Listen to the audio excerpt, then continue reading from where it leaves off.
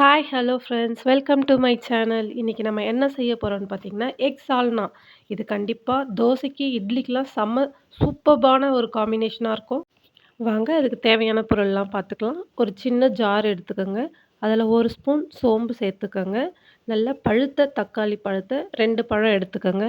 கொஞ்சம் நல்லா பெருசாவே கட் பண்ணிக்கோங்க. நம்ம கிரைண்ட் தான் பண்ண போறோம். ஸோ, நீங்க கொஞ்சம் பெருசாவே கட் பண்ணிக்கோங்க.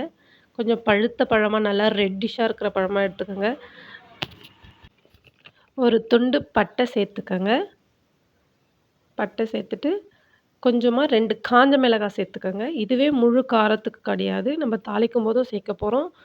கடாய் வச்சுக்கலாம். கடாய் வச்சுக்கிட்டு அதில 3 ஸ்பூன் எண்ணெய் சேர்த்துக்கலாம். எண்ணெய் சேர்த்ததுக்கப்புறம் நல்லா எண்ணெய் காஞ்சதுக்கப்புறம் கடுகு சேர்க்கலாம். எண்ணெய் காஞ்சிட்ருக்கு. இது பாருங்க நல்லா காஞ்சிருச்சு. உங்களுக்கு வீடியோல தெரியும்னு நெனைக்கிறேன். இந்த ஸ்டேஜில நம்ம 2 ஸ்பூன் கடுகு சேர்த்துக்கலாம். நல்லா வெடிச்சு வரட்டும். வெடிச்சு வந்ததுக்கப்புறம் நல்லா நசுக்கி வச்ச கொஞ்சமா இஞ்சி சேர்த்துப்போம். நல்லா நசுக்கி வச்சுக்கோங்க. நீங்க இல்ல இதுக்கு முன்னாடி தக்காளி மிக்ஸியில அரைச்சோம் இல்லைங்களா? அப்ப கூட சேர்த்து நீங்க அரைச்சுக்கலாம். பூண்டு ஒரு 4 பல்லு சேர்த்துக்கங்க. இதையமும் நீங்க மிக்ஸியில அரைக்கிறதா இருந்தா அரைச்சுக்கலாம். பச்சை ஸ்மெல் வருன்றதுனால நான் ஆயில்ல சேர்த்துக்கிறேன். இந்த ஸ்டேஜ்ல நம்ம ஆனியன் சேர்த்துக்கலாம். ஆனியன்லாம் சேர்த்துக்கங்க. நான் பெரிய சைஸ் ஆனியன் 2 எடுத்திருக்கேன். நீங்க மீடியம் சைஸா இருந்தா 3 ஆனியன் எடுத்துக்கங்க. இந்த சால்னா தோசை, இட்லிக்கு சூப்பர் காம்பினேஷனா இருக்கும். கண்டிப்பா வீட்ல ட்ரை பண்ணி பாருங்க. ட்ரை பண்ணி பார்த்துட்டு எப்படி இருக்குன்னு சொல்லிட்டு கமெண்ட் செக்ஷன்ல கமெண்ட் பண்ணுங்க. நெக்ஸ்ட்டு என்ன டிஷ் பண்ணலான்னு சொல்லிட்டும் கமெண்ட் பண்ணுங்க. இந்த ஆனியன நல்லா கிண்டி விட்டுக்கலாம். கொஞ்சம் நல்லா ப்ரவுன் கலர் மாறணும் இல்லைங்களா? அதனால நம்ம நல்லா கிண்டி விட்டுப்போம். ஆனியன் ஒரு சூப்பர்பான மெடிசன். எதனால நான் சொல்றேன்னா, நமக்கு இருக்கிற நெஞ்செரிச்சல் எல்லாமே கூட டைஜஷன் ஆகாம இருக்கிறப்பலாம் கூட நம்ப ஆனியன் பச்சையா சாப்பிட்டோம்னா, அது சரியாகும். இந்த டைம்ல உப்பு சேர்த்துக்கங்க. உப்பு சேர்த்து நல்லா கிண்டி விட்டுக்கங்க. நல்லா கிண்டிட்டு, அதுக்கப்புறம் ப்ரௌனிஷா மாறுற அளவுக்கு நம்ம அத வதக்கி விட்டுட்டே இருப்போம். நல்லா வதங்கிட்டுருக்கட்டும். அதே மாதிரி நெக்ஸ்ட் வீக்ல இருந்து சம்மர் ட்ரிங்க்குன்னு சொல்லிட்டு வீக்லி 2 டைம்ஸ் நான் கண்டிப்பா சம்மர் ட்ரிங்க்ஸ் போடுறேன். கண்டிப்பா பார்த்து அதையும் ட்ரை பண்ணி பார்த்து எப்படி இருக்குன்னு சொல்லுங்க. இந்த ஸ்டேஜ்ல ஒரு பச்சை மிளகா சேர்த்துக்கங்க. பச்சை மிளகா சேர்த்து நல்லா கிண்டி விட்டுக்கங்க. நல்லா ஃப்ரை ஆயிடுச்சு. 2 கருவேப்பில மட்டும் தான் சேர்த்துருக்கேன். நானு அதிகமா சேர்க்கல. 2 கருவேப்பில தான் சேர்த்துருக்கேன். ஸோ உங்களுக்கு அதிகமா வேணும்னா, நீங்க அதிகமா சேர்த்துக்கங்க. சேர்த்துட்டு நல்லா ப்ரௌனிஷா மாறிடுச்சு. உங்களுக்கே தெரியும் பார்த்தா. இந்த ஸ்டேஜ்ல நம்ம டொமேட்டோ சேர்த்துக்கலாம். 2 டொமேட்டோ சேர்த்துக்கங்க.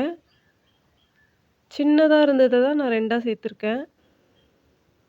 நல்லா ஃப்ரை ஆகட்டும். இந்த டொமேட்டோவும் நல்லா வதங்கி வரட்டும். நம்ம வெயிட் பண்ணுவோம். லைட்டா மசிச்சு விட்டுக்கங்க. சீக்கிரமா ஃப்ரை ஆகும்.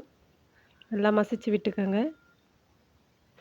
தக்காளி பழத்தினுடைய தோல் வந்து தொற்று நோய்கள எல்லாத்தையுமே தடுக்கிறதுக்காக இந்த தோல் கண்டிப்பா இது உதவுது. அதனால குழந்தைங்கள்லாம் இத ஒதுக்கி வைக்காம சாப்பிடணும் கண்டிப்பா.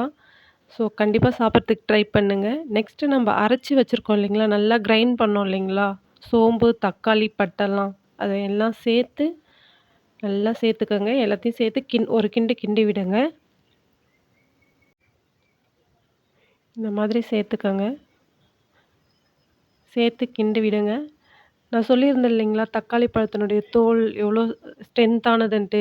இந்த மாரி கூட சேர்த்துக்கலாம். பிள்ளைங்க எடுத்து வச்சுடுறாங்க தனியா அப்டின்னா, நம்ம இந்த மாரி கூட சேர்த்து இதுலயுமே ஸ்ட்ரென்த் இருக்கு. ஸோ இந்த மாரியும் சேர்த்துக்கங்க. இந்த மாதிரி தண்ணி பிரிஞ்சு வருது இல்லைங்களா? இது எல்லாமே வத்தி வத்தி நல்லா எண்ணெய் பிரிஞ்சு வர ஸ்டேஜ்க்கு வரணும்.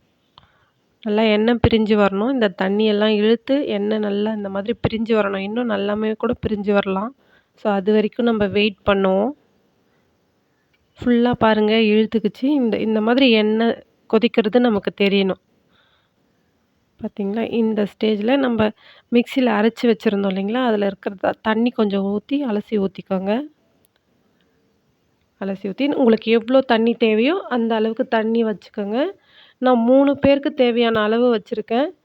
உங்களுக்கு நீங்க எத்தன பேருக்கு வைக்கிறீங்களோ அந்த அளவுக்கு நீங்க வச்சுக்கோங்க. தேவையான அளவு மிளகாத்தூள் சேர்த்துக்கோங்க. உங்களுக்கு எந்த அளவுக்கு காரம் வேணுமோ, அந்த அளவுக்கு சேர்த்து மிளகாத்தூள் நல்லா கிண்டி விட்டுக்கங்க. நான் 2 ஸ்பூன் சேர்த்துருக்கேன். 3 பேருக்கு நான் 2 ஸ்பூன் சேர்த்து கிண்டி விட்டுட்டேன். இந்த மிளகாத்தூள் வந்து நாங்க வீட்லயே மஞ்சள், தனியா, மிளகாய் எல்லாம் சேர்த்து அரைச்சது தான் இது.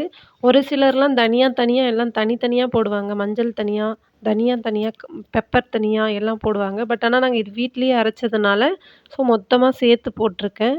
ஸோ இது மாரி நல்லா கிண்டி விடு. பாருங்க நல்லா கொதி வந்துருச்சு. மிளகாவுடைய ஸ்மெல்லு போற அளவுக்கு நல்லா கொதி வர வரைக்கும் வெயிட் பண்ணுங்க. நல்லா இந்த மாதிரி கொதி வந்ததும், நம்ப முட்டை சேர்த்துக்கலாம். முட்டை இந்த மாதிரி கட் பண்ணி விட்டுக்கங்க. அப்பதான் அந்த ஸ்பைசினஸ்லாம் அதுக்குள்ளார இறங்கும். இல்லன்னா, உள்ள எதுவுமே இல்லாத மாதிரி இருக்கும். நார்மலா முட்டை சாப்பிடுற மாரி இருக்கும். ஆனா கிரேவிக்குள்ள போடும்போது இந்த மாதிரி கட் பண்ணி போட்டுக்கிட்டிங்கன்னா, நல்லா உங்களுக்கு ஸ்பைசினஸ் உள்ள ஃபுல்லா இறங்கும். ஸோ டேஸ்ட்டும் குடுக்கும் முட்டையுமே. ஸோ இந்த மாரி சேர்த்துக்கங்க. உங்களோட ஹெல்த்துக்கு உடனே ஒரு புரோட்டீன் வேணும், புரோட்டீன் ஸ்ட்ரென்த் வேணும் அப்படின்னு நினச்சிங்கன்னா, பாயில் பண்ண எக்க சாப்பிட்டீங்கன்னா, ஒரு வித்தின் ஃபியூ மினிட்ஸில உங்களுக்கு புரோட்டீன் ஸ்ட்ரென்த் கண்டிப்பா வரும். ஸோ கண்டிப்பா ட்ரை பண்ணி பாருங்க. டெய்லியும் கூட நீங்க ஒரு எக் சாப்பிட்றதுக்கு ட்ரை பண்ணுங்க. பாயில் பண்ண எக் சாப்பிடுங்க. நல்லா கொதிச்சிருச்சு. ஓகே இந்த ஸ்டேஜில நம்ப நல்லா ஆஃப் பண்ணிடலாம். நல்லா கொதி வந்திருக்கு பாருங்க. உங்களுக்கு நல்லா தெரியும்னு நெனைக்கிறேன். ஸோ இந்த ஸ்டேஜ் வர வரைக்கும் நல்லா கொதிக்க விடுங்க. நான் 3 பேருக்கு வச்சிருக்கேன். உங்களுக்கு எத்தன பேருக்கு தேவையோ அந்த அளவுக்கு வச்சுக்கோங்க. ஓகே. இந்த ஸ்டேஜ்ல நான் கேஸ் ஆஃப் பண்ண போறேன். சுட சுட இட்லியும் ரெடி ஆயிருச்சு. ஸோ பிளேட்ல சர்வ் பண்ணிட்டு உங்களுக்கு எப்படி இருக்குன்னு காமிக்கிறேன். கண்டிப்பா ட்ரை பண்ணி பாருங்க. மிஸ் பண்ணிடாதீங்க. இது பெரிய கஷ்டமான ஒரு சால்னாவும் கிடையாது. வித்தின் 10 மினிட்ஸ்ல கூட நீங்க ரெடி பண்ணிக்கலாம். நீங்க ஒர்க்குக்கு போயிட்டு வரீங்கன்னா கூட நீங்க 10 மினிட்ஸ்ல ரெடி பண்ற அளவுக்கு ஈஸியான ஒரு டிஷ் தான் இது. ஸோ கண்டிப்பா ட்ரை பண்ணி பார்த்துட்டு எப்படி இருக்குன்னு சொல்லிட்டு கமெண்ட் பண்ணுங்க. இங்க பாருங்க சுட சுட சர்வ் பண்றேன் நானு. பாருங்க. எப்படி சூப்பரா எம்மியா இருக்கும். கண்டிப்பா ட்ரை பண்ணி பார்த்துட்டு எனக்கு எப்படி இருக்குன்னு சொல்லிட்டு கமெண்ட் செக்ஷன்ல கமெண்ட் பண்ணுங்க. வாவ்! பாருங்க எப்படி இருக்குன்னு சொல்லிட்டு. சூப்பர்பா இருக்கு இல்லைங்களா? கண்டிப்பா ட்ரை பண்ணுங்க. இங்க பாருங்க. எக்லயும் கூட அந்த ஸ்பைசினஸ் நல்லாவே உள்ள இறங்கியிருக்கும். நீங்க கட் பண்ணாம போட்டீங்கன்னா, எம்ப்டி எக் மாரி இருக்கும். பாயிலிங் எக் மாரி. பட் ஆனா இது நல்லா ஸ்பைசியா இருக்கும். ஸோ இட்லி வித் சால்னா. கண்டிப்பா ட்ரை பண்ணுங்க. தேங்க் யூ ஃபார் வாட்சிங். லைக் பண்ணுங்க, ஷேர் பண்ணுங்க, கமெண்ட் பண்ணுங்க. Thank you. Tata. Bye. C you.